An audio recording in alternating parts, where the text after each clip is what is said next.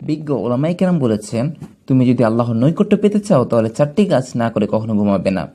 প্রথমত, কারোর সাথে ঝগড়া বিবাদ চলছে, এই ঝগড়া বিবাদের মীমাংসা না করে কখনো ঘুমাবে না, কারণ তোমার এই ব্যাপারে গ্যারান্টি নেই যে ওই ব্যক্তি কিয়ামতের দিন তোমার ব্যাপারে কোনো প্রশ্ন তুলবে না।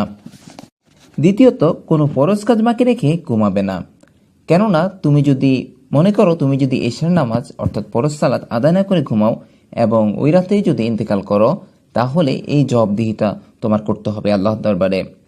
তৃতীয়ত, গুনাহ থেকে ক্ষমা না চেয়ে রাতে ঘুমাবে না।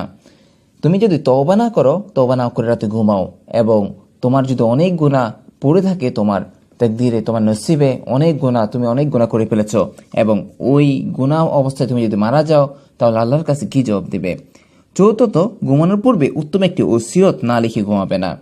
মানুষের মৃত্যুর কোনো নিশ্চয়তা নেই, মৃত্যু কখন হয় আল্লাহ তা লিখে রেখেছেন, কিন্তু আমরা তা জানি না। এই জন্য আমরা একটি ভালো ওসিয়ত লিখে যাব। এই 4টি কাজ যদি কেউ করে, তাহলে সে আল্লাহর নৈকট্য পেতে পারবে, সে আল্লাহর প্রিয় বান্দা হতে পারবে। সবাই ভালো থাকবেন, সুস্থ থাকবেন। আপনাদের সাথে আমি আছি, মোহাম্মদ আব্দুল কাদের রাকিব। আসসালামু আলাইকুম ওয়া রাহমাতুল্লাহি ওয়া বারাকাতুহু।